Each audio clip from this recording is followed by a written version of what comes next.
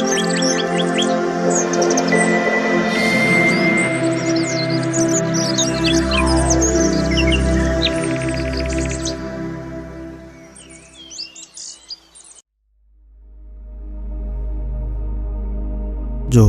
मुस्कुरा रहा है उसे दर्द ने पाला होगा।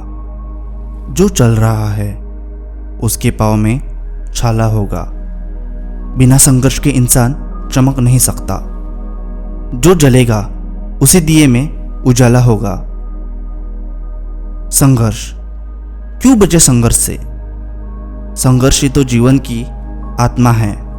जितना कठिन संघर्ष होगा उतनी ही शानदार जीत होगी। एक बार एक किसान भगवान से बहुत ही ज्यादा नाराज हो गया। किसान बहुत मेहनती था। बहुत मेहनत से वह खेतों में अनाज उगाता, उसकी देखभाल करता, पर अक्सर उसकी फसल खराब हो जाती। कभी सूखा पड़ जाता तो कभी बाढ़ आ जाती, कभी तेज धूप तो कभी आंधी। कोई ना कोई कारण बन ही जाता कि उसकी फसल खराब हो जाती। एक दिन वह किसान गुस्से में आसमान की ओर देखकर भगवान से कहने लगा, हे ईश्वर, आपको लोग सर्वज्ञता मानते हैं कि आप सब जानते हैं, कहते हैं कि आपकी इच्छा बिना एक पत्ता भी नहीं हिल सकता। पर मुझे तो लगता है कि आप छोटी सी छोटी बात भी नहीं जानते। आपको तो यह भी नहीं पता कि खेतीबाड़ी कैसे करते हैं। अगर आप जानते होते तो हर समय जो बाढ़, आंधी और तूफान आते हैं वो कभी भी नहीं आते। आप नहीं जानते कि कितना नुकसान उठाना पड़ता है हम किसानों को। यदि अब मेरे हाथ में यह शक्ति दे दे कि मैं जैसा चाहूं वैसा मौसम कर दूं, फिर आप देखना मैं अन्न का भंडारा लगा दूंगा। भगवान इस किसान के तीखे वाक्य सुनकर मुस्कुरा रहे थे और वह किसान के सामने प्रकट होकर बोले, मैं आज से तुझे यह शक्ति देता हूं कि तुम अपने खेतों पर तुम्हारी जैसी इच्छा होगी तुम वैसा ही मौसम कर दोगे। मैं बिल्कुल भी दखल नहीं दूंगा। तुम्हारी इच्छा से सब कुछ होगा। किसान बहुत खुश हो गया। किसान ने गेहूं की फसल अपने खेतों में बोई। जब उसे लगा कि खेतों को धूप चाहिए तो खेतों को धूप मिलती। जब पानी बरसना चाहिए तभी पानी बरसा।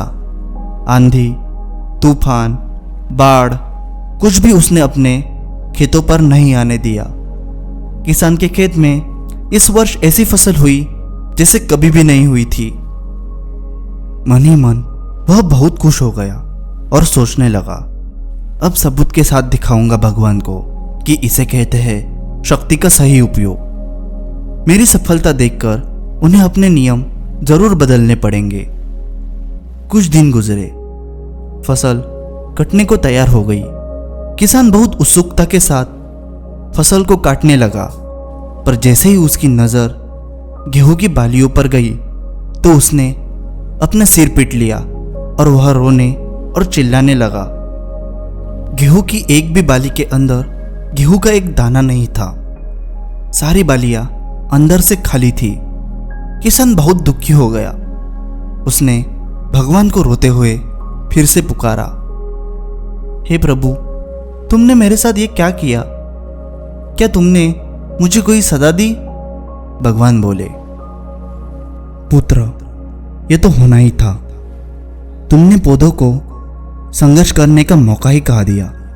ना तो तुमने उन्हें आंधियों से जूझने दिया, ना तेज बारिश से सहने दिया, और ना ही धूप में तपने दिया। एक भी चुनौती का सामना तुमने उन्हें नहीं करने दिया। इसलिए सारे पौधे अंदर से खोखले रह गए। जब आंधी, तूफान, तेज बारिश और धूप पड़ती है तब ये पौधे अपने अस्तित्व को बचाने के लिए संघर्ष करते हैं, और इसी संघर्ष से एक बल पैदा होता है जिसमें शक्ति होती है, ऊर्जा होती है, और यही ऊर्जा पूर्ति तेरे गेहूं के दानों के अंदर नहीं फूटी। तूने उन्हें कठिन परिस्थितियों से गुजरने ही नहीं दिया जहां उनके अस्तित्व का जन्म होता। सारी बालियां इसलिए खाली है क्योंकि तुमने अपने पौधों को संघर्ष ही नहीं कराया। याद रखिए, स्वर्ण में स्वर्णीय आभा तभी आती है जब वह आग में तपने, गलने और हथौड़े से पीटने जैसे संघर्षों से गुजरता है। कोयले का टुकड़ा हीरा तभी बनता है जब वह उच्च ताप और उच्च ताप की मुश्किल परिस्थितियों से गुजरता है।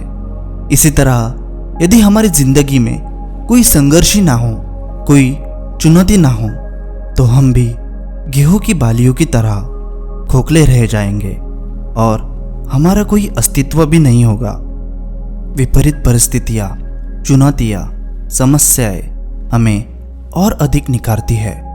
यदि जीवन में कठिन परिस्थितियां और चुनौतियां आए तो घबराना मत, बल्कि सामना करना और विश्वास रखना कि आप और अधिक निखर जाओगे और अधिक मजबूत बन जाओगे।